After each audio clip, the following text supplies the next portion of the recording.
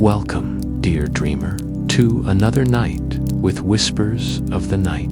Tonight, we invite you to leave behind the noise of the day and step gently into a world where time bends softly and forgotten moments wait patiently to be remembered. As you settle into your bed, let your body sink into comfort, your thoughts drift like clouds, and your heart open to the magic of quiet discovery.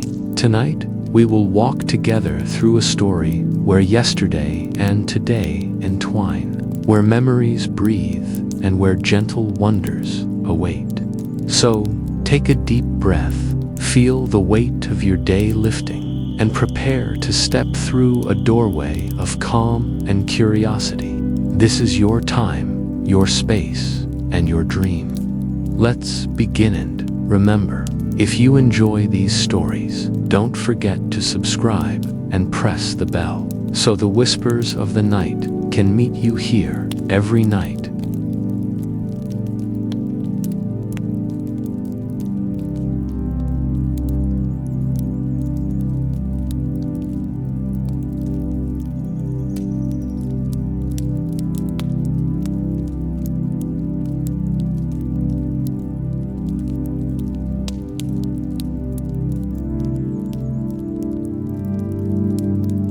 Now, dear dreamer, close your eyes and take a deep, slow breath. Let the air fill your lungs and exhale softly, releasing all tension. With each breath, feel your body sinking deeper into the mattress, heavier and lighter all at once. Picture yourself standing in a soft, mist-kissed field as the first rays of morning light paint the grass golden. A gentle breeze brushes against your skin, carrying the scent of warm rain and old paper. Everything around you feels calm, safe, and waiting in the distance. A wooden door appears, standing quietly, inviting you forward. Its surface hums softly, as if whispering to you, calling you to step closer. There is no fear here, only gentle curiosity. As you approach, feel your heartbeat slow and your mind settle. Every step you take is effortless, as if the world itself is guiding you. Step through the door and find yourself in a golden hallway filled with floating motes of light, warm and shimmering like dust in sunlight. Each mote drifts slowly, reminding you of memories tucked away, moments of joy, of forgiveness, of love. Here, time flows differently, soft, forgiving, and unhurried. Every inhale brings calm. Every exhale releases worry. You walk slowly, letting the warmth of the hallway embrace you. Perhaps you see a small object resting in an alcova paper crane, a folded note, a memory long forgotten. Reach for it with gentle care.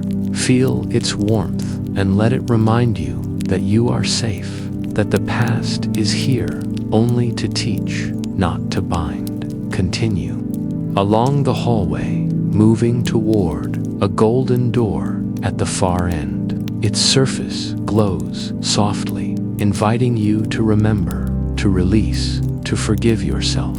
Take your time here. Know that whatever waits behind that door is not meant to frighten, but to soothe and restore. And now, take another deep breath, feeling the gentle rhythm of your body, the soft weight of the world falling away.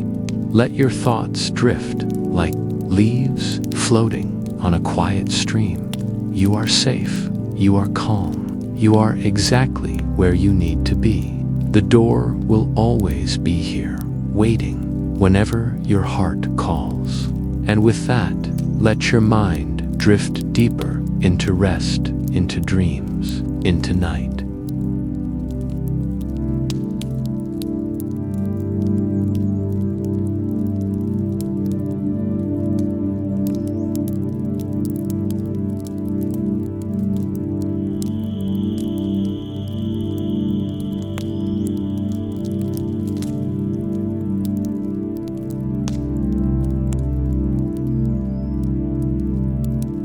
door that opened yesterday. The door in the wall.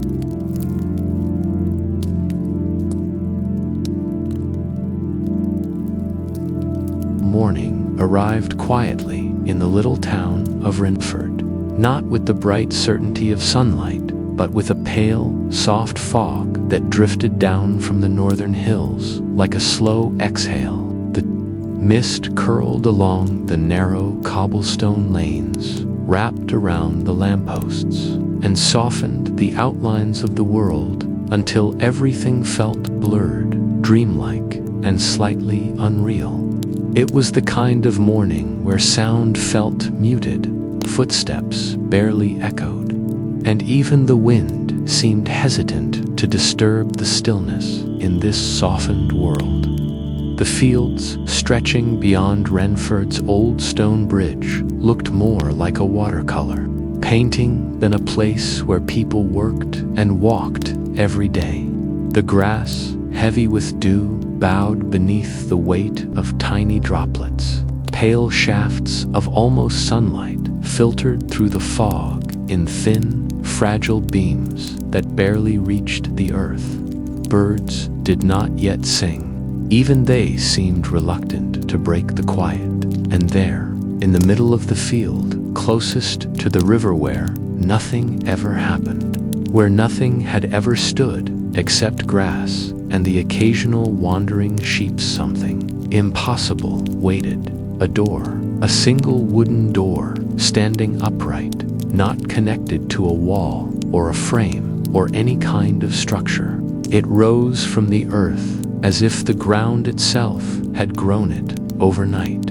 Its surface was a deep, warm brown, the kind of wood that looked both aged and timeless.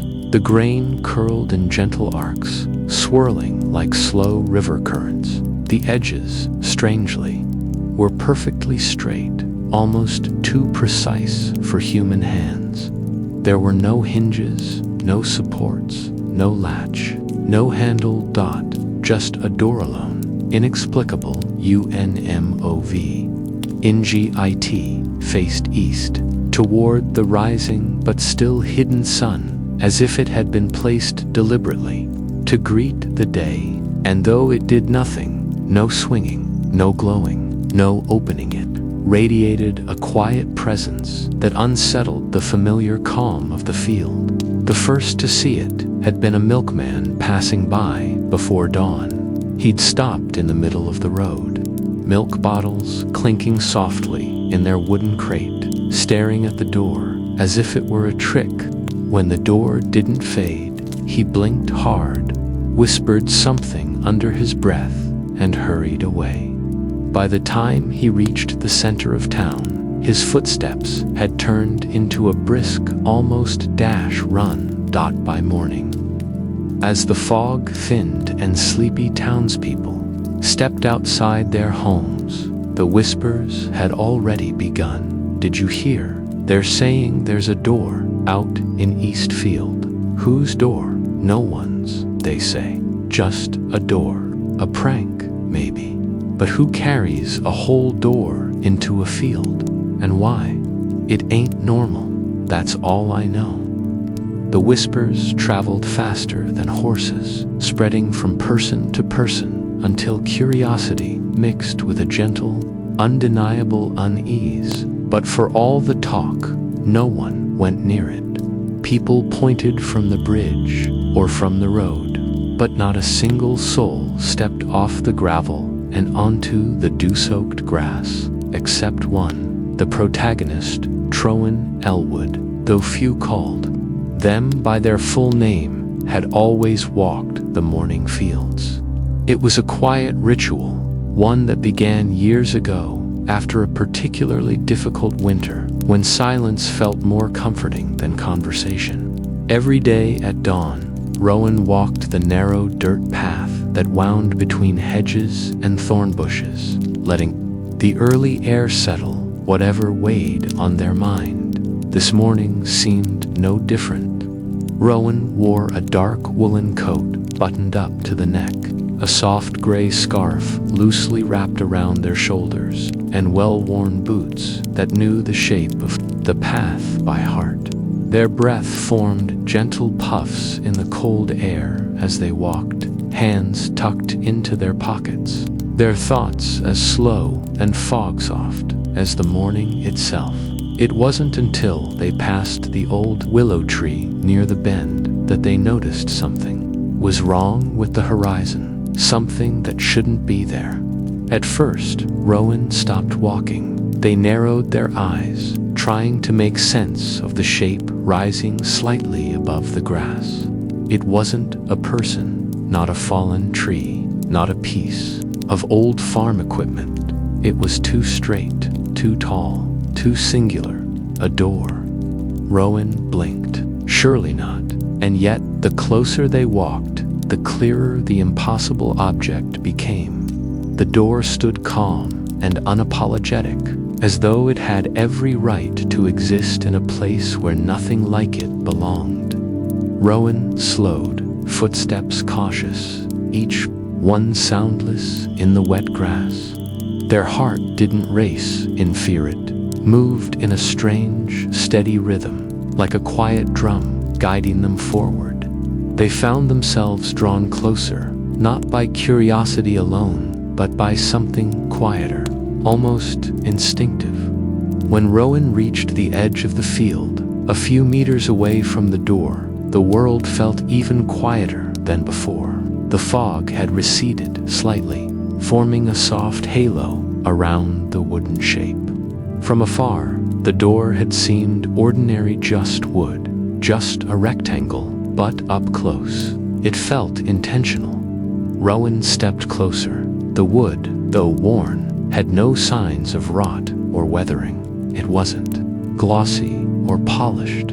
It looked lived in, something that had stood for decades, not something that had appeared overnight. Tiny details revealed themselves, faint scratches, a thin vertical line where a handle might once have been, the subtle ripple of wood grain catching what little light the morning offered, and then Rowan felt it, a soft vibration beneath their fingertips, not a tremor, not a shaking, just a gentle hum, like the faint resonance of a distant, warm note that only the skin could hear. It pulsed through the wood as if the door contained something alive, something listening. Rowan's breath caught. They pulled their hand away, and the hum vanished immediately, leaving the air strangely emptier. Rowan didn't move for several seconds, staring at the door with a strange blend of caution and wonder. Behind them, distant voices murmured by the road villagers gathering, watching from afar, unwilling to step closer, but eager to see what Rowan would do. Yet the murmurs felt like a faraway echo. The rest of the world seemed muted beside the silent presence of the door. Rowan stepped around it, walking in a slow, careful circle. From behind, the door looked exactly the same, thin, smooth, perfectly balanced on the tall grass. No support, no posts, no magic glow, no odd markings. It simply existed, defying what should be possible. Rowan crouched to inspect the base. No hinges, no anchor, not even disturbed earth. How was it standing? Rowan stood again, brushing dew from their knees. Their fingers tingled faintly from the lingering memory of the hum. The sensation wasn't uncomfortably, was warm, almost familiar, like a forgotten song they used to know.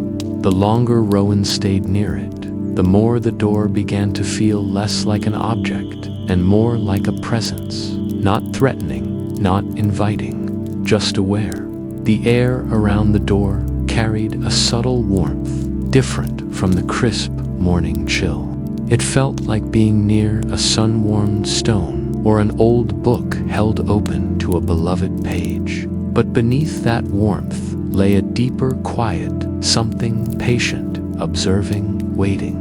Rowan took a step back, then another, not out of fear, but to see the whole of it again. The fog, thin as silk now, wrapped gently around the wooden silhouette, making it look almost suspended in another world. Rowan could imagine it disappearing again just as easily as it had appeared, fading back into the mist where logic couldn't follow. A soft breeze stirred the tall grass, brushing against Rowan's coat. The wind curved around the door as though respecting its boundaries. The grass on either side tilted slightly, leaving a narrow, untouched strip right beneath it. Rowan stared. The door, despite having no hinges, no frame, no supports, did not sway, not even a fraction, behind Rowan. Footsteps approached, slow, hesitant. An older woman from town, her shawl wrapped tight around her shoulders, came just close enough to speak without nearing the door itself. "You shouldn't be standing that close," she murmured. "It isn't natural." Rowan turned their head. "Slightly. It hasn't done anything." "That's what worries me," the woman replied, voice low. Others joined her at the path's edge. A group of 3 schoolchildren peered over each other's heads. A farmer wiped his hands on his trousers, squinting suspiciously at the door. A few whispered prayers. Others crossed their arms tightly. Rowan sensed their fear, but standing near the door, they felt something entirely different. Calmness, a strange, deep calmness. As if the door absorbed the noise of the world and returned only quiet. Rowan touched the wood again. This time, the hum rose more clearly subtle, but present, like a heartbeat beneath layers of time. A gentle warmth moved through Rowan's fingers, up their hand, settling somewhere near their chest. The villagers gasped softly, unable to understand why Rowan dared to touch it again. But Rowan didn't pull away. "It's warm," Rowan whispered. "What do you mean, warm?" the older woman asked sharply. Rowan searched for the right words and failed. "It feels aware." A murmur swept through the group, but Rowan ignored it. They pressed their palm more firmly against the wood. Nothing happened. No light, no sound, no opening, just the hum, steady and patient. Rowan stepped back at last, lowering their hand. The hum faded again, leaving silence behind. "Whatever it is," Rowan said softly, "it doesn't feel dangerous." The older woman shook her head. "Things that appear out of nowhere rarely bring anything good." Rowan looked back at the door, studying its quiet presence one last time before stepping away.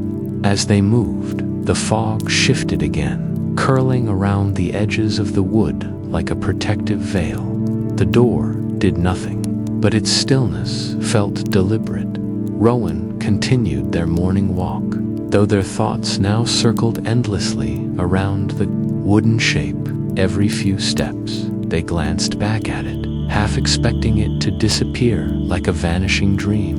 But it remained moving, patient, almost watchful, and as Rowan walked, they couldn't shake the sensation that the door hadn't appeared randomly. It had appeared for a reason, for someone, maybe for them. And somewhere deep in Rowan's chest, a soft hum echoed faintly in return.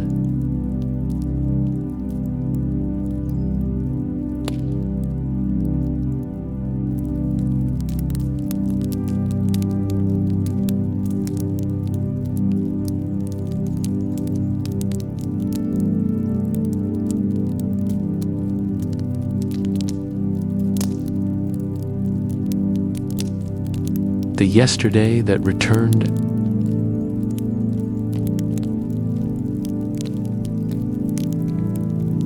The fog had finally lifted by the time Rowan returned home, though the strangeness of the morning still lingered like a faint scent in the air, something noticed only when they paused long enough to breathe. The rest of the day moved quietly around them, the dull clatter of dishes in the sink, the creak of the wooden floors beneath their steps, the distant rhythm of town life drifting through the windows. Yet Rowan felt as though they were walking through glass present, but separated from everything by a fragile layer of unreality. And the door, always the door. It hovered in Rowan's thoughts like a held breath by afternoon. The town had already turned the strange event into rumor. Rowan could hear fragments of conversations through half-opened windows. It wasn't there before sunrise. No one built it. I swear, it just showed up. Maybe it's an omen, or a warning. It's bad luck, you'll see. But there were also quieter voices, ones that wondered whether it might be a sign of opportunity, or something waiting to be understood.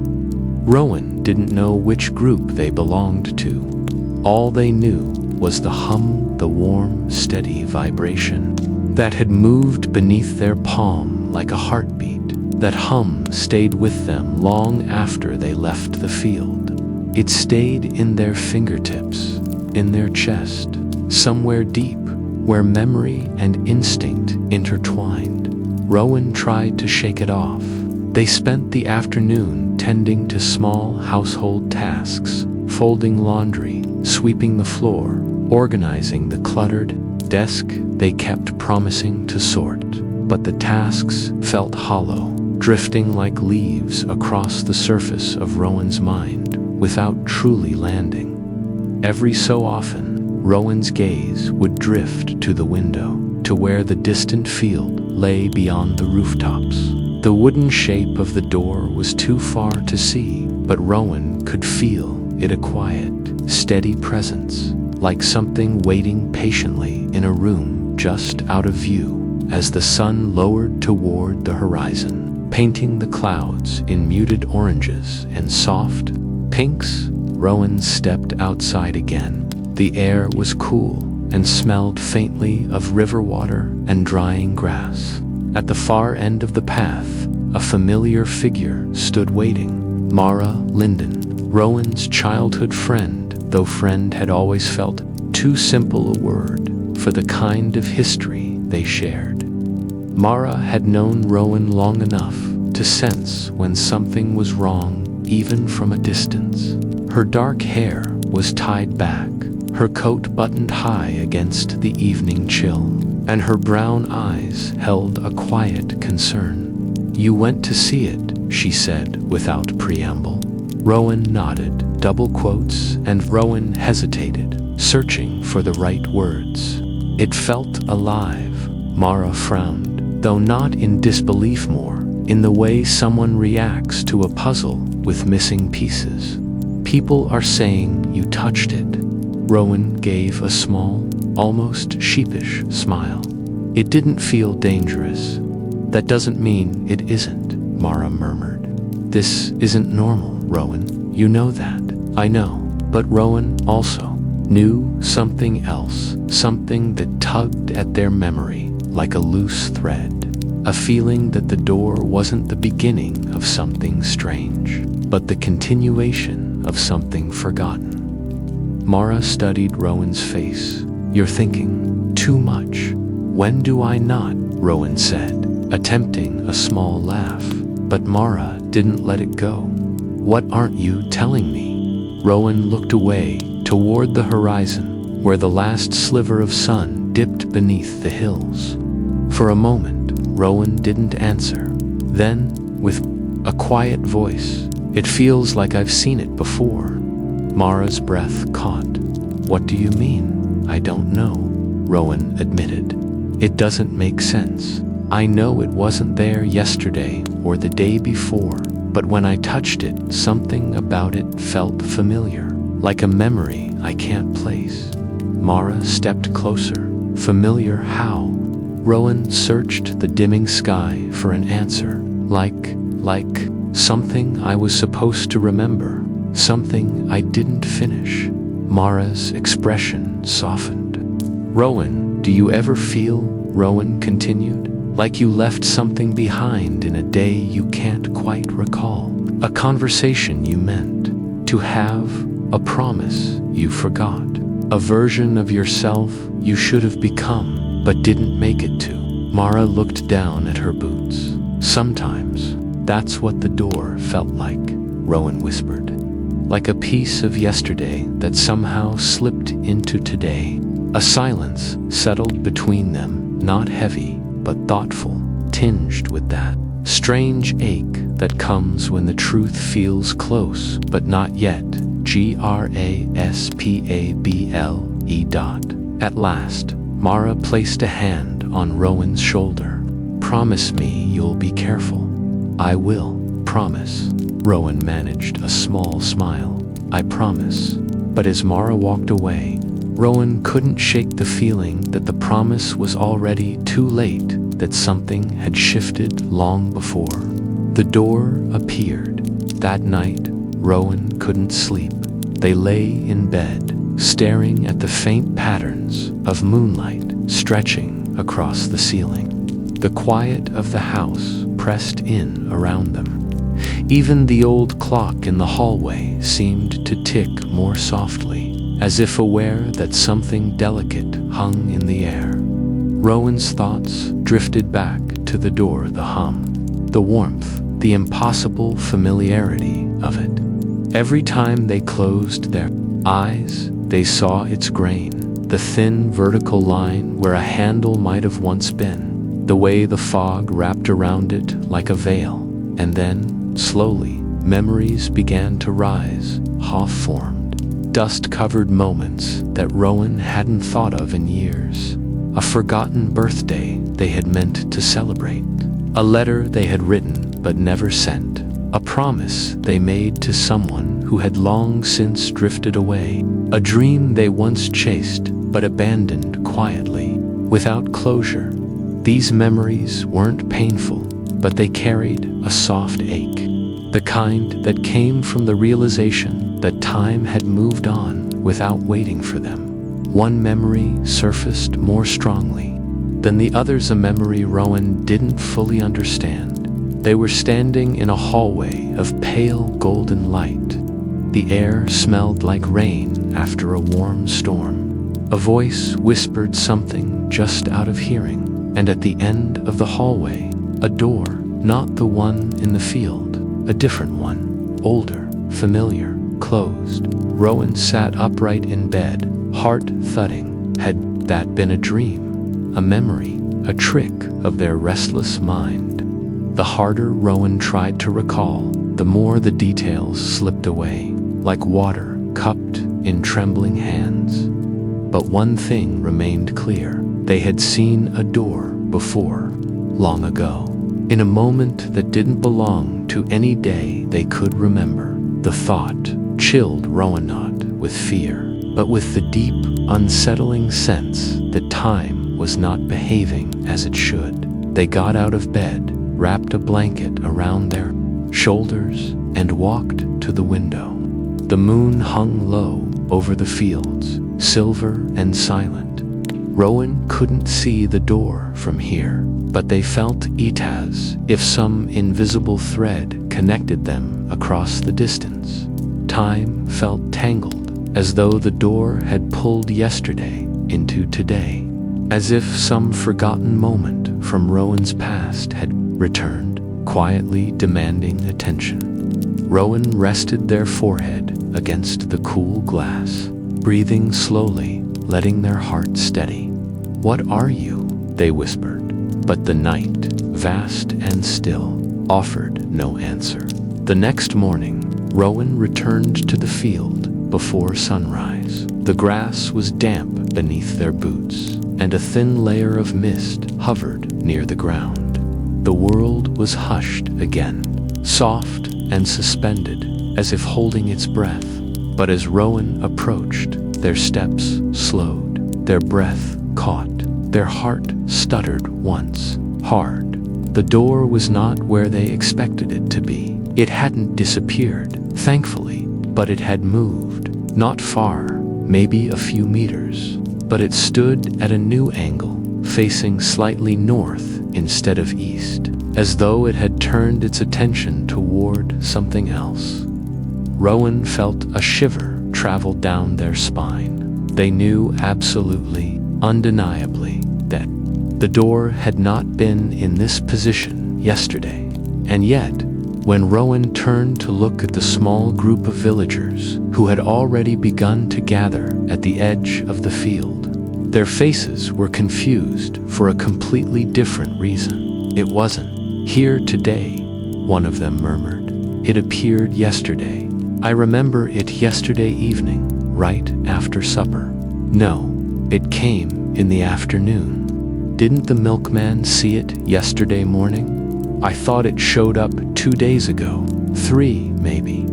Rowan blinked. "What are you all talking about?" they asked, voice steadier than they felt. "It wasn't here yesterday. It appeared this morning." But the villagers stared back with puzzled frowns. "Rowan, it was yesterday. We all saw it yesterday. Don't you remember?" Rowan's breath hitched because Norawan did not remember. They remembered finding the door this morning, clear as day. They remembered touching it. They remembered the hum. They remembered the fog and the grass and the whispers of the villagers. But now, those same villagers spoke as though Rowan's memory was wrong, as if Rowan had forgotten an entire day and replaced it with something else. Time felt wrong, twisted, folded around, itself like a piece of paper creased in the wrong direction. Rowan stepped toward the door again, their pulse loud in their ears. They placed their fingertips against the wood. The hum returned instantly, stronger, clearer, like a heartbeat, synchronizing with Rowan's own, and then like a whispered breath in the still morning. Something surfaced in Rowan's mind. Not a memory, not a dream, something in between. A feeling, a sense of incompletion. A tug of something important left unresolved in the past. Unfinished tasks, forgotten promises, words unspoken, moments lost. It was as though the door wasn't simply an object. It was a vessel, a collector, a keeper of everything yesterday had misplaced. All the fragments of time that slipped through human hands had gathered here, waiting quietly in the wood grain. Rowan pulled their hand away. Their fingers trembled. The villagers whispered behind them again, uncertain and uneasy. But Rowan's eyes remained fixed on the door, on the hum that still echoed faintly beneath their skin, on the faint sense of familiarity that now seemed to deepen. The door hadn't appeared randomly. It hadn't shifted by accident. It hadn't come to the field without purpose. It had returned with something Rowan had forgotten, something Rowan needed to remember. And as the sun finally rose, casting a warm glow across the field, Rowan realized one thing with startling clarity. Yesterday wasn't finished. Not for them. Not yet.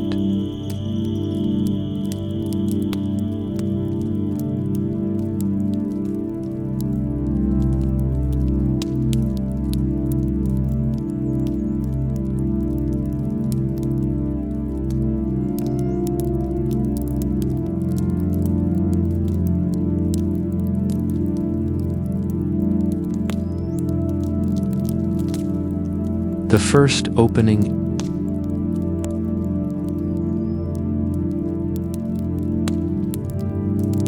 The morning air carried a strange, weightless quiet, as though the world itself waited for something to happen. Mist drifted low along the grass, soft and translucent, brushing gently against Rowan's ankles as they approached.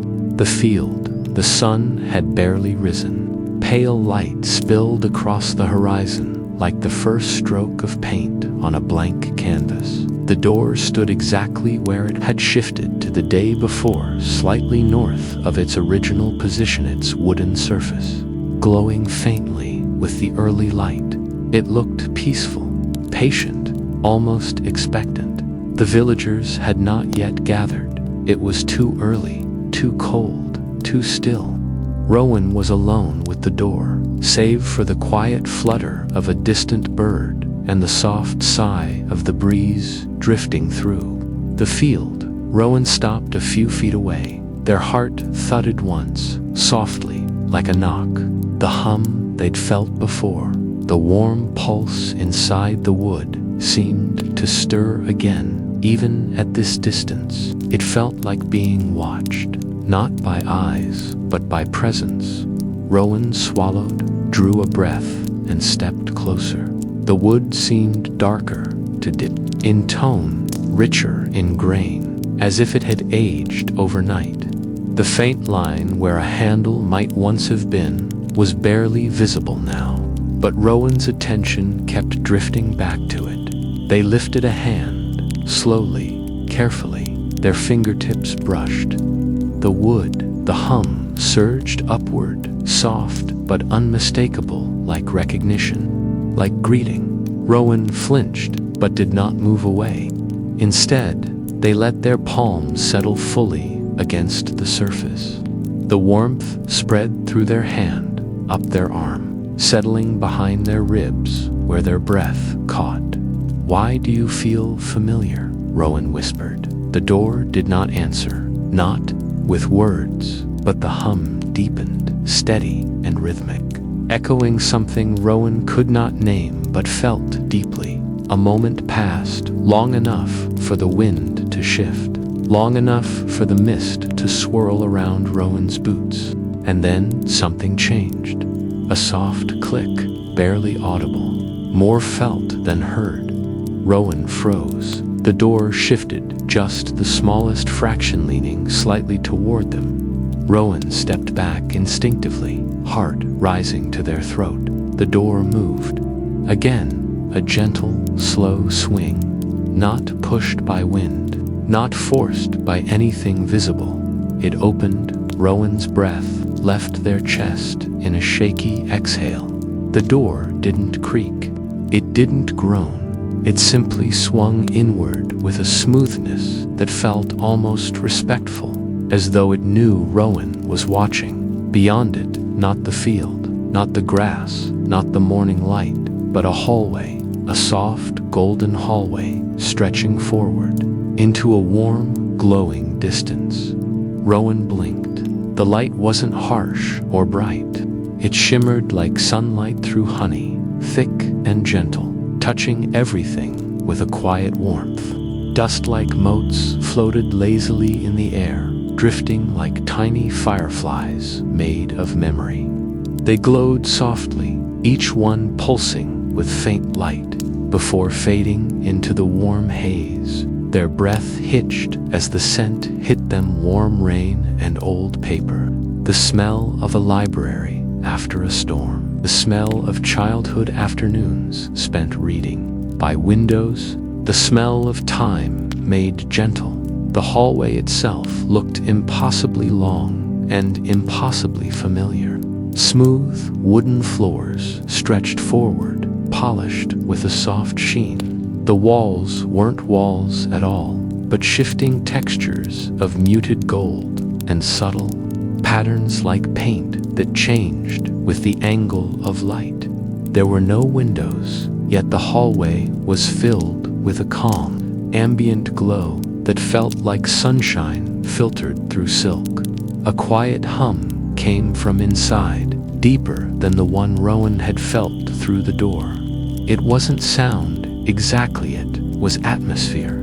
Like the hallway breathed slowly, Rowan took a tentative step forward. Their boot touched the wooden floor. It was warm. Another step, and another. The door, still half open behind them, did not pull them in, but it didn't resist either. Rowan felt no pressure, no tug, only an uncanny sense of belonging. As Rowan walked deeper inside, the floating motes began drifting closer. The tiny, glowing flecks swirled around them gently, like dust stirred in a sunbeam. When one brushed Rowan's sleeve, a faint warmth seeped through the fabric. as though the moat remembered something about them. Rowan paused, watching one float inches from their face. The light inside it pulsed once, softly, almost like a heartbeat. When Rowan exhaled gently, it drifted away, shimmering as it spiraled higher into the golden haze. Every step Rowan took felt heavier with meaning, yet lighter in body. Their heartbeat slowed, steadied, relaxed into the rhythm of the hallway. A strange familiarity tugged at them, like the sensation of returning to a place visited only in dreams. A memory stirred, golden light, warm rain, a hallway stretching endlessly, a door at the far end, a voice too soft to remember. Rowan reached out and touched the wall beside them. The surface wasn't exactly solid. It rippled beneath their fingers the way silk moves in a breeze. The wall shifted in color, too darkening, lightening, as though responding to Rowan's presence. The hallway remembered Rowan. Rowan could feel it, not in a frightening way, in a gentle, reverent way, as though the place itself was a live-in entity of memory and warmth that had been waiting. Rowan's steps echoed softly, barely a sound, more a vibration absorbed by the wood beneath them. The air carried no chill, no drafts, only even warmth, like a place untouched by weather or time. Rowan turned slowly, glancing behind them. The door was still open, suspended in the empty field. They could see the green grass outside, the pale morning light, the mist. But the field now felt far away, like another world. Viewed through a window, Rowan took another step, deeper inside.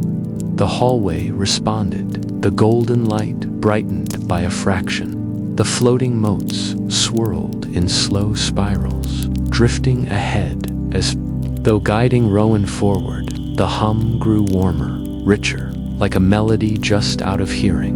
Rowan felt something stir inside them, an ache that wasn't pain, a yearning, a tug of unfinished stories. Their fingers curled slightly at their sides. Their throat tightened. "I've been here before," Rowan whispered. The words came out without thought, instinctive, true. The hallway did not confirm it, but it did not deny it either. Something moved ahead, a soft shift, a hush, as though a presence farther down the hallway had turned its attention toward Rowan. Not threatening, not looming, simply aware. Rowan swallowed, heart beating a slow, deliberate rhythm. They continued walking. The hallway subtly changed as they moved. Patterns on the walls shifting like memories flickering in candlelight. Sometimes Rowan glimpsed something familiar in those patterns, shapes that resembled childhood drawings, shadows of figures they once knew, outlines of places from distant memory. But each time Rowan blinked, the shapes smoothed back into soft gold, leaving only the faint ache of recognition. At one point, Rowan passed a narrow alcove, carved gently into the wall. Inside, it sat a small wooden stool, and a single object resting on top of it, a folded paper crane. Rowan paused, breath-catching. They had made paper cranes as a child, hundreds of them, maybe thousands. It had been a nervous habit, folding, creasing, shaping paper until their hands calmed. They hadn't thought about that in years. Rowan reached out. Their fingers brushed the crane, warm, soft, like it had been waiting. The moment Rowan touched it, a flicker of memory flashed behind their Esau brief, vivid image of their younger self sitting by a window, folding a crane while rain pattered against the glass. Someone's voice had been speaking softly behind them, but Rowan couldn't place who. The image vanished quickly, leaving Rowan standing breathless in the golden hallway, one hand hovering above the small paper crane, They stepped away gently. The crane remained still. The hallway beckoned onward. Rowan walked. More alcoves appeared, each containing small objects that felt like half-forgotten parts of Rowan's life. A smooth riverstone, a faded bookmark, a tiny wooden horse with chipped paint, a piece of ribbon tied in a loose bow. Each one held a memory Rowan couldn't fully recall, yet felt intimately connected to. The hallway was a museum of yesterday, and Rowan was finally walking through it. The further they went, the more the air thickened with feeling, not sadness, not joy, something deeper, nostalgia mixed with longing, the quiet ache of unfinished things. At last, Rowan reached a point where the hallway widened slightly. The golden light here was brighter, almost radiant, casting a soft glow across Rowan's skin. The motes floated in thicker clusters, swirling lazily like drifting stars, and at the far end, a shape, a door, another door. This one was older than the first, weathered, with ornate carvings spiraling across its surface. Its wood was a deep amber, rich with countless layers of varnish worn down by time and touch. A brass handle gleamed softly in the golden light. Rowan felt their breath tighten again. This was the door from their fragmented dream, the door they had glimpsed but never opened, the door that felt impossibly familiar. Their hands shook, their steps slowed. Each footfall felt heavier, as though the air turned to gold-drenched honey. The hum grew stronger, vibrating through Rowan's ribs, spine, fingertips. Something waited behind that door, something important, something forgotten. Rowan reached out, a trembling hand, just before their fingers touched the brass handle. They paused. A soft voice felt, not heard, whispered through the hallway. Not yet. Rowan froze. Not fear, not command, a gentle warning, a whisper wrapped in warmth. Rowan lowered their hand slowly. The hallway dimmed slightly, as though relieved. Behind Rowan, the first door, the one in the field, still stood open. Rowan looked over their shoulder. The field looked different now. Further away, less real, as though stepping too far might close it forever. Rowan took one last look at the carved door ahead, then exhaled deeply and turned around. They walked back through the golden hallway, past the drifting motes, past the paper crane, past the shifting walls. With each step, the light dimmed slightly, returning to its earlier, softer glow. When Rowan reached the threshold, the cool morning air brushed against their skin like a reminder of another world. They stepped. The moment Rowan's boot touched the grass, the wooden door in the field swung shut behind them with a soft, decisive click. Rowan turned sharply. The door stood still again, closed, silent, innocent. But Rowan knew better now. It wasn't an ordinary door. It was an opening, a passage, a memory, a beginning, and something inside it was waiting, not for just anyone, for them. *CH6***, but the understanding it had offered the clarity, the forgiveness, the peace would guide every tomorrow, and that, Rowan knew, was enough.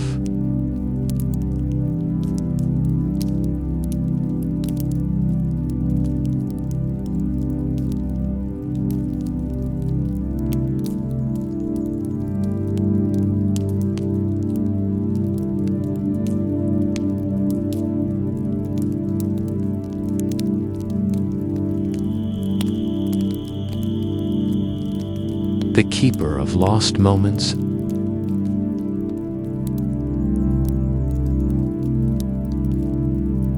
The morning after the first opening felt heavier, as if the world itself had noticed Rowan's steps into the golden hallway. Even the sunlight through Rowan's window seemed quieter, softened by something unseen. The sense of dew-soaked grass and distant wood smoke drifted lazily into the small kitchen as Rowan brewed tea. The steam curled upward like questions that refused to settle. They barely touched their cup. Their mind wandered back to the hallway, the way it shifted under their fingertips, the drifting warm motes of light, the familiar objects resting in alcoves like small pieces of their forgotten life, and the final door-carved waiting, whispering not yet. But the clearest memory, the one Rowan could not shake, was the presence they felt deep within the golden passage, a gentle awareness, watching, waiting, not cold, not ominous, patient almost. Protective, by midday, the villagers had begun their usual chorus of speculation. Rowan heard murmurs outside their door. "Did you see Rowan go into it yesterday?" "What do you mean, into it?" "They walked through it, into something glowing." "Oh, don't be ridiculous. You go touch the door, then, if you're so brave." "No thank you." Rowan ignored the whispers. Their heart had begun to move to its own rhythm, one that aligned more with the hum of the door than the noise of the town. They felt drawn back to the field, as though a thread pulled tight between them and the wooden frame. That afternoon, when the sun hung pale and diffused in the winter sky, Rowan wrapped their coat tightly around their chest and made their way back. The field was empty this time. No villagers, no curious murmurs, only the grass bowing lightly in the breeze, and the door still silent, standing where they last saw it. Rowan approached with a steadiness that surprised them. The fear that once whispered in their ribs had softened, replaced by an inexplicable trust.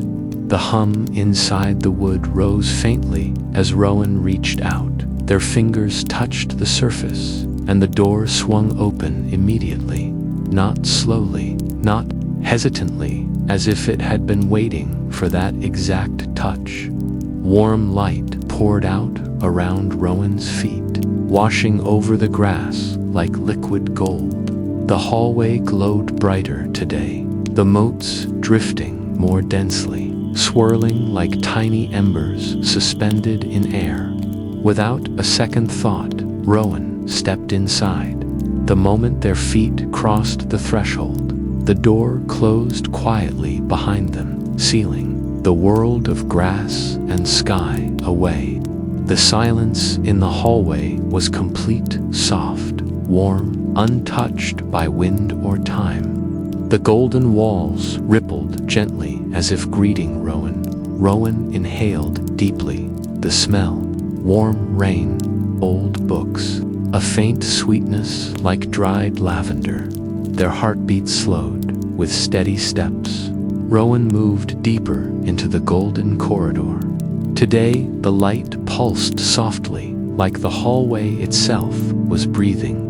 The paper crane in the alcove remained untouched. Its delicate wings seemed almost softer than before, as if longing for Rowan's fingertips again. As Rowan reached the wider part of the corridor, the place where the floating motes danced most densely, they stopped. Another presence filled the air dot. At first it was only a shift, subtle as the gentle sway of candlelight. The motes drifted toward the far end of the widened space, gathering in slow, graceful spirals. The golden haze thickened, patterns shifted in the wall's curves, lines, faint silhouettes that dissolved before Rowan could identify them. Figures stepped forward, not from behind the carved door, not from any visible entrance. They simply appeared, as though the air had woven them into existence. Rowan stiffened, breath-catching. The figure was tall, though not towering with long. composed limbs and movements that felt slow, deliberate, graceful. Their clothing was simple, long layers of gray-gold fabric that shimmered like woven light when they shifted. Their hair, if it was truly hair, flowed in soft strands, like ink diluted in sunlight, shifting between dark and pale. Their face held no harsh lines, no sharpness, only soft features shaped by serenity and age that wasn't measurable. Their eyes were the only thing that anchored Rowan completely, deep, quiet, endless, like looking into still water that held reflections of countless forgotten days. The figure regarded Rowan with gentle recognition, not surprise, not curiosity. Recognition, Rowan swallowed. "Who are you?" The figure inclined their head slightly. When they spoke, their voice felt soft and warm, like a whisper carried through memory rather than through air. "I am the keeper," they said, "the keeper of lost moments." The words echoed through the hallway, not loudly, but deeply, vibrating, quietly in Rowan's bones. Rowan stepped back instinctively, but not out of fear, out of awe.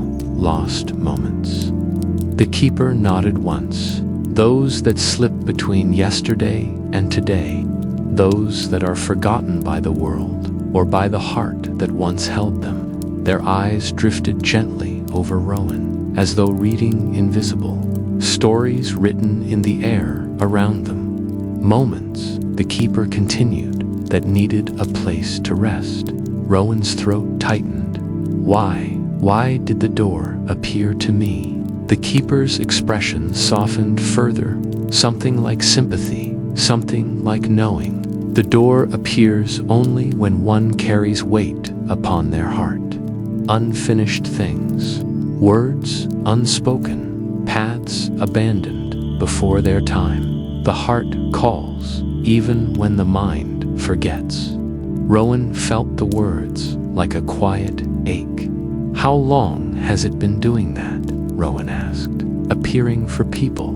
The keeper tilted their head slightly, as though measuring time in a way Rowan couldn't understand. "For as long as there have been hearts burdened by what they could not finish." They stepped closer, their presence impossibly gentle.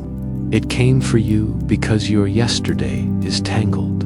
Because there are moments you left behind that still call to you." Rowan's breath shook. "I don't understand." The keeper lifted a hand.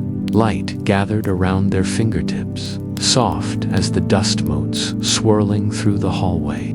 They touched the air near Rowan's shoulder, never quite making contact. Yet Rowan felt warmth radiate through them.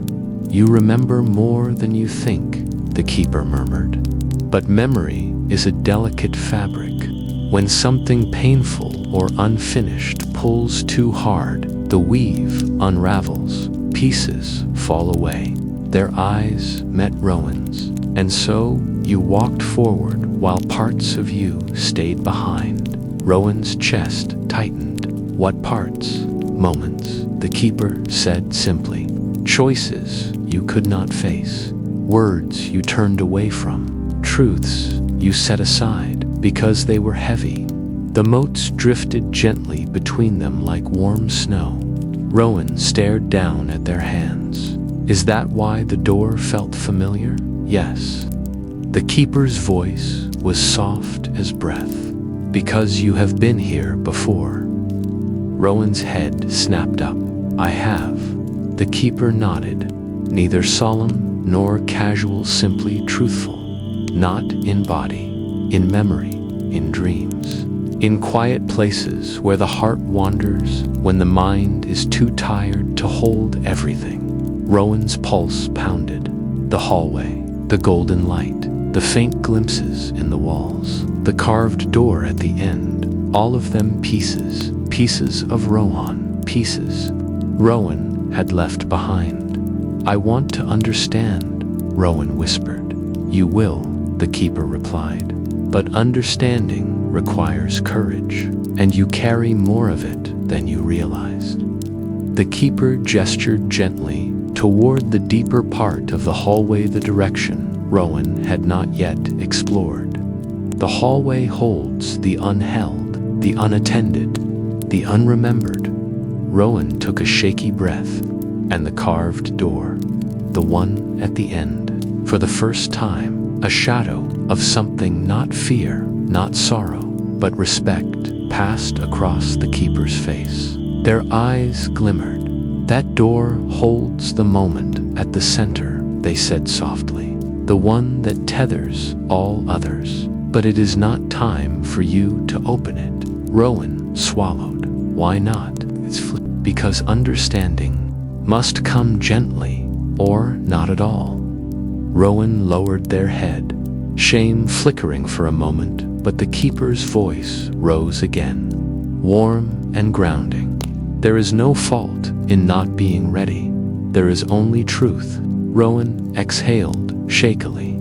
The keeper stepped closer. Before you can approach that door, you must revisit one memory, one left unfinished, one you turned away from. Rowan's breath caught. Revisit how?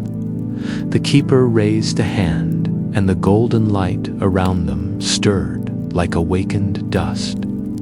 Motes, they whispered, as if responding. The swirling lights gathered around Rowan, enveloping them in a warm, shimmering veil. Each mote pulsed softly, each carrying a tiny heartbeat of something forgotten. The keeper's voice was a steady anchor in the glow. These are fragments, they said, pieces of yesterday that drifted loose. You felt them, but you did not know why. Rowan felt the warmth sinking into their skin. Choose one, the keeper said gently. One moment your heart remembers, even if your mind does not. One that calls to you now. The motes swirled faster, soft, weightless orbs of memory, each carrying a faint impression. A rainy window, a folded letter, a room filled with music, footsteps in a hallway, a voice saying their name, a promise whispered in spring, a choice made in silence. Rowan's breath trembled. The keeper stepped back, giving them space. Your journey begins when you accept the moment you could not finish. Rowan closed their eyes as the motes orbited them in warm spirals.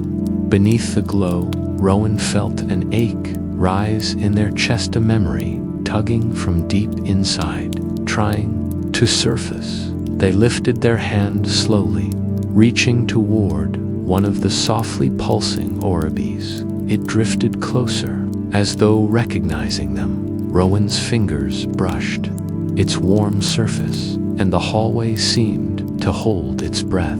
The keeper's voice, soft and certain, echoed through the golden air. Now remember.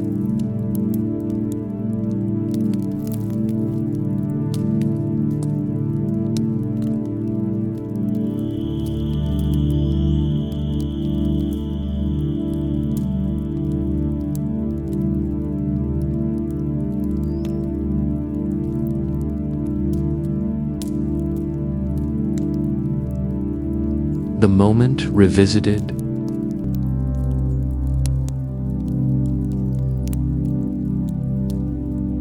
The moment the protagonist stepped through the shimmering doorway, the world shifted not with a sudden jolt, but with the smooth, slow movement of a dream. Changing rooms, light folded around them like soft fabric, and for a breathless second, they felt weightless, not floating, not falling, simply suspended, as if time itself had paused to welcome them when their feet touched solid ground again. It wasn't the soft gold hallway behind them. It wasn't the unknown halls of memory. It wasn't even the strange world the keeper watched over silently. It was home, but not the home as it stood today. This was home as it had been years ago, sharper in some places, softer in others, like an old photograph that had been lovingly kept in a drawer. The air smelled faintly of eucalyptus, the way it used to when their mother boiled leaves on the stove during winter nights. The wooden floor creaked with the same familiar notes, and a single beam of late afternoon sun slanted through the windows, just as it had on that day long ago.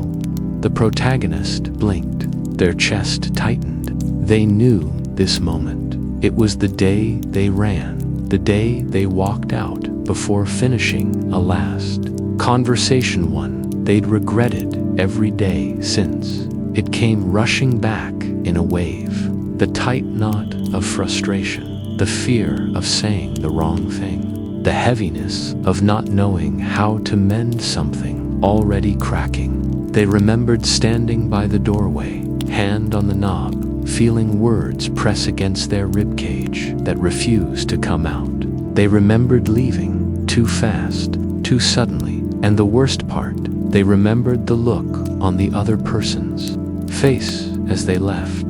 That look had followed them for years, sometimes whispering, sometimes screaming, and now here it was again, only a few steps away. They swallowed, their throat suddenly dry. Why this moment? They whispered to themselves, though deep inside they already knew. Of all the unfinished things in their life, this one carried the most weight. This was the moment that had shaped so many of the days after it, the silences, the distance, the guilt, the ache. The keeper had said, "Moments don't ask to be revisited unless your heart is ready to see them." Maybe their heart was finally ready. The house around them hummed with the faint glow that everything in the golden hallway possessed. It wasn't bright, just a subtle warmth, a reminder that this was not the past exactly, but a memory made tangible, a fragment of a moment preserved by the door and its strange, gentle magic. The protagonist took a step forward. Their younger self was there exactly as they had been back then, standing in the living room, back straight but shoulders tense, hands clenched. The younger version wasn't aware of them. They moved through the memory like an actor in a script already written. Across the room stood the person they had left behind, someone whose voice had once been the safest sound in the world. A friend, a sibling, a mentor, a loved one. The story allowed the face to exist in a soft blur, not out of vagueness, but out of respect. This moment belonged more to the protagonist's heart than to any audience. Their memory self spoke first. "You never listen," the younger protagonist snapped, voice trembling more with fear than anger. The other replied softly, "I'm listening now." The protagonist, watching from the sidelines, felt a sharp twist in their chest. They remembered this exact tone of voice, careful, patient, trying not to let their own hurt show. The argument wasn't loud, it wasn't dramatic. It was small wounds and quiet misunderstandings that had built up for years, until both sides felt cornered. The protagonist stepped closer, though neither figure noticed them. They were a guest in their own remembered moment, free to observe, but not yet to interfere. Their younger self turned sharply and walked toward the door. "Escape," and the other person called after them, "If you walk away now, you'll regret it." The protagonist had replayed those words in their mind 1,000 times. Now, standing in the doorway between past and present, they felt their heart tremble. They wanted to shout at their younger self, "Don't go, turn around, just talk, don't. Let this be the last moment." But the memory could not be changed, not yet. The younger version stepped out, and the door closed. The faint sound of that closing echoed across the years and across the memory world. landing heavily in the protagonist's chest. Silence. Only then did the keeper's voice return, not from behind them, but within the space itself, as if woven into the walls. This is the moment you carry. The protagonist looked around, startled. The keeper did not appear, but their presence was unmistakable.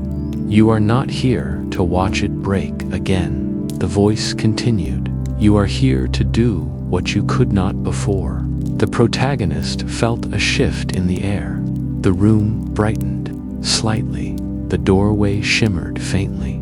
Their younger self was gone. The memory had dissolved around the edges, leaving only the other persons sitting in the chair exactly as they had after the argument. Head bowed, hands clasped together tightly. This time, they weren't frozen in memory. They weren't unreachable, the protagonist realized. This is the moment I get to step into. Not as a ghost, not as a spectator, but as themselves. Now, their breath trembled as they approached. With each step, the guilt, the longing, the years of silence pressed against them like invisible waves. But they kept going until they stood just a few feet away. The person looked up, their face softened, not angry, not confused, but deeply, overwhelmingly relieved. You came back, they whispered. Something inside the protagonist cracked open. I should never have left, they said, voice breaking. I was afraid, not of you, of myself, of saying the wrong thing, of making everything worse. The person's eyes glistened with the unspoken weight of an old hurt. I waited, they said quietly. Part of me always hoped you would. The protagonist sank to the floor beside them. I'm sorry, they said, not rushed, not panicked, just real. The apology drifted through the air like a warm exhale, and in that moment, the room itself seemed to relax around them. The walls glowed softer, the sunlight warmed, the memory became a living thing again, responding to the healing. Within it, the person reached out, placing a hand over the protagonist's. I forgive you, they said gently. Those words hit harder than the pain ever had. The protagonist felt it, not just heard it. The forgiveness settled into their skin, into their breath, into the space between their ribs, where guilt had lived for too long. It felt like the first full breath they'd taken in years. They talked then, not like before, not with fear or sharpness, but with the softness that comes from being seen, understood, and allowed to be human. They spoke of what hurt. They spoke of what they wished had been different. They spoke of how much the silence had scared them both. And, slowly, the broken threads between them began to weave themselves back together. Time moved gently around them, stretching and folding, allowing the space needed for everything that had been unsaid to finally be spoken aloud. At one point, the protagonist asked quietly, "Why didn't you give up on me?" The person smiled in that familiar, aching way. "Because I knew you weren't done," they said. "You were just overwhelmed." The protagonist closed their eyes. "I think I've been overwhelmed for a long time." "I know," the person whispered, "but you're here now." And those three words, "you're here," now felt like a balm over every bruise inside. Hours or maybe minutes passed as they talked. In this place, time didn't behave like it did outside. It wasn't strict or demanding. It stretched to hold whatever was needed. Eventually, the light in the room shifted again. The space shimmered, and the walls began to blur. The protagonist looked around. "It's ending," they said softly. "It's not ending," the person replied. "You're just ready to go back." Tears slipped down the protagonist's cheeks, not of sadness but of release, like letting go of something heavy they'd carried for too long. They stood. The person stood with them. "Will I remember this?" the protagonist asked. "Yes," the person said. "Not with your mind, but with your heart." The protagonist nodded, wiping their eyes. They wanted to say something more, something that could capture the gratitude swelling inside them. But all that came out was, "Thank you." The person smiled warmly. "Live lighter now." The memory dissolved like mist in sunlight. The protagonist stood alone in a soft glow, the last remnants of the moment swirling gently around them like golden dust. A doorway appeared, a head quiet, patient, waiting. They stepped through it, and the first breath they took on the other side felt like the beginning of a new life.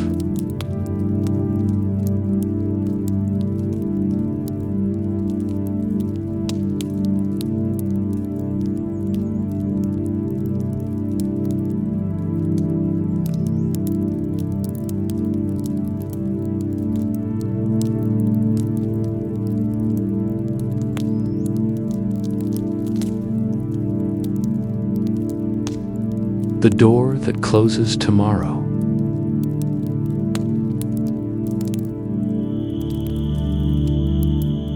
Rowan awoke to a morning that felt both ordinary and impossible. The first rays of sun were spilling across the field, painting the dewy grass in molten gold and soft rose. Birds called in the distance, their songs tentative, delicate, as if afraid to disturb something sacred. For a long moment, Rowan did not move. They lay on the cool grass, letting the warmth of the early sun seep into their skin, listening to the quiet symphony of morning. The scent of damp earth, faint moss, and the river nearby filled their lungs. For the first time in weeks, they did not feel the restless tug of yesterday pressing against their chest. And then, at the edge of the field, they saw it. The door, Dotted, was there, standing quietly in its familiar place, bathed in the gentle light of sunrise. No hinges, no frame, no explanation. Only the wood, warm and glowing faintly, as if aware of the rising sun. Rowan sat up slowly. Their heart thudded, but not with fear, with recognition, with understanding the events of the past days, the golden hallway, the keeper, the revisited memories rushed back in soft, shimmering waves. The hum of the door, the floating motes, the warmth of the paper crane, the carved door at the end of the hallway, all of it felt real. More real than anything else in the world.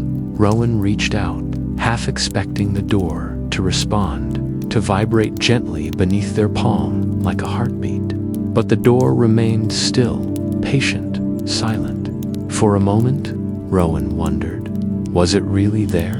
Or had it been a dream woven from their deepest longings and regrets? Then they remembered the warmth in their chest, the release, the forgiveness, the clarity of the moment revisited. They felt lighter, as if some invisible burden had been lifted, and suddenly they knew the door's purpose had been fulfilled. They stood, brushing dew from their coat. The field stretched around them, empty but for the soft stir of morning, and the door began to fade. Not abruptly, not like smoke vanishing in a gust of wind, but slowly, gently, like mist retreating before. The sun, first, the edges blurred, then the paneling dissolved into light. The faint hum that had accompanied it for days softened into silence. The golden glow disappeared, leaving only the ordinary light of morning. Rowan's breath caught. They reached out instinctively, fingers brushing through empty air. The door was gone. A pang of sadness stirred, but it was fleeting, because Rowan understood something crucial. the door had not been permanent. It never was. Its magic existed only as long as the heart that needed it. And that heart had found what it sought. The field, now quiet and ordinary, felt warmer somehow. The mist of early morning clung to the grass and flowers, catching the sunlight in tiny prisms, as if the world itself were acknowledging the shift that had occurred.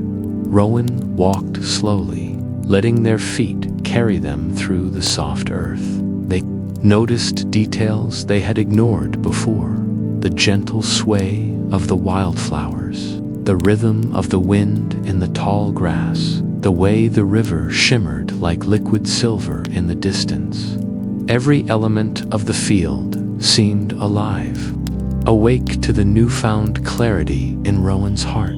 They paused and closed their eyes, letting the wind play against their skin. Memories of the golden hallway came unbidden motes, drifting in lazy spirals. The keeper's serene presence, the objects resting in alcoves of forgotten life.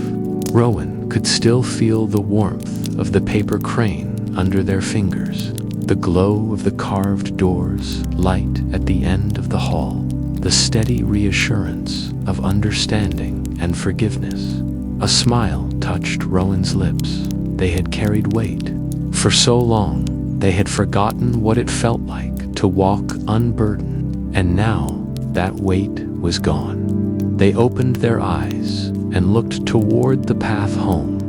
The village lay in the distance, quiet and waking. Rowan could hear faint sounds of life, the clatter of shutters opening, the distant cry of a blacksmith's hammer, the murmur of neighbors greeting each other. With each step, Rowan felt lighter, the heaviness of regret and unfinished business finally released. Every footfall seemed to echo with freedom. They realized that the door might never return. Perhaps it didn't need to. The lessons it had offered, the clarity it had provided, would remain in their heart, guiding them through every tomorrow as they walked. The sun rose higher, painting the field in richer gold. Shadows shortened, and the warmth deepened, touching every blade of grass. Rowan felt an unusual intimacy with the morning, as though the world itself recognized the transformation. Every sound, every smell, every glint of light carried a gentle magic, ordinary yet extraordinary all at once. They remembered the keeper's words. Moments don't ask to be revisited unless your heart is ready to see them. Rowan understood. Now, the door had been more than a passage through forgotten memories. It had been a mirror of the heart, a place where the burdens of yesterday could finally be set down. Even the villagers, who had once gossiped about the strange appearance of the door, seemed less imposing now. Rowan imagined them walking past the field later, seeing only grass and morning light, unaware of the door that had existed just beyond the veil of ordinary perception. And Rowan didn't mind. Some things were meant to be private, sacred, carried only within. As Rowan reached the edge of the field, they paused. A soft breeze lifted a few fallen leaves, spinning them lazily in the sunlight. Rowan bent to pick one up, a small, delicate leaf, warm from the sun. They held it in their palm, noting the intricate veins and the subtle gradient of color. Even this small object felt imbued with meaning, a reminder that beauty and understanding could be found in ordinary moments, in the life around them, and in every step they would take forward. They let the leaf fall back to the grass, watching it dance lightly in the wind. And with that, Rowan took the final steps toward the path that led home. Each step was steady, assured, filled with the quiet knowledge that life had shifted subtly but irrevocably. The weight in their chests, the longing, the guilt, the unresolved tension of years was gone. It had been replaced, not with emptiness, but with calm and clarity. A profound understanding that some doors exist only to remind us of the strength we carry, the love we can hold, and the forgiveness we must give ourselves as they walked through. The village gates, the morning bustle greeted them gently.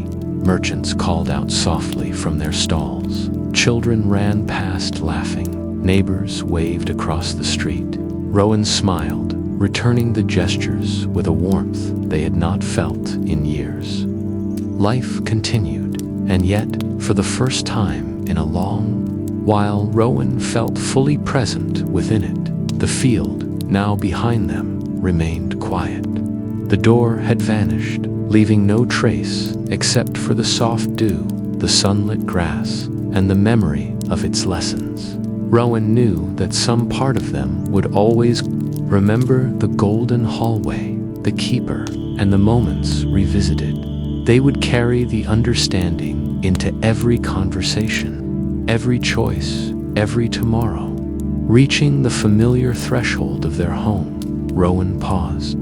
They took a deep breath, inhaling the crisp, warm morning air. They felt the sun on their face, the grass under their feet, the faint hum of life vibrating through the village around them. The ordinary world had never felt so extraordinary. Rowan entered their home. The floor creaked beneath their boots as they placed them carefully on the wooden boards. They let the door close gently behind them, not the magical door that had disappeared, but the literal door to their home. Somehow, it felt fitting. Life moved in cycles. Some doors open, some close, some fade, and some remain in the heart, guiding every step forward for a long while. Rowan simply stood in the quiet of their own room, hands clasped loosely before them. They remembered the golden hallway one last time, the floating moats, the keepers, serene presence, the alcoves of memory, the carved door waiting at the far end. And they understood that these were not memories to cling to, but lessons to carry forward. The world outside shimmered with gentle life. Birds flitted across the sky. Clouds drifted lazily, and the river wound its familiar path, silver and bright. For the first time in what felt like forever, Rowan's heart felt unburdened. They smiled, not a fleeting smile, not the polite smile reserved for appearances. A true, deep smile that came from the understanding that life, messy, unpredictable, full of loss and wonder, was theirs to live fully now. The door might never return. Perhaps it was not meant to, but Rowan knew its lessons would remain. The courage to face what they once ran from, the willingness to forgive themselves, the understanding that yesterday does not dictate today, and that every tomorrow carries new opportunities for clarity, peace, and growth. Standing once more, Rowan stretched and let their gaze drift over the field beyond the village. The sunlight glimmered on the dew, and for a brief, perfect moment, it almost felt as if the golden light of the hallway lingered just at the edges of perception. But it was subtle, gentle, a quiet reminder, not a spectacle. Rowan took a step forward, then another and another. Each step was filled with weightlessness, a sense of balance, a recognition that the world was full of wonder, even in its ordinary moments. The lessons of the door, the keeper, and the revisited memories were no longer distant. They were woven into Rowan's very being. And as they walked home, Rowan's heart was light. The door had closed. The magic had faded. The field returned to ordinary dew and grass and morning light. But the understanding it had offered the clarity, the forgiveness, the peace would guide every tomorrow, and that, Rowan knew, was enough.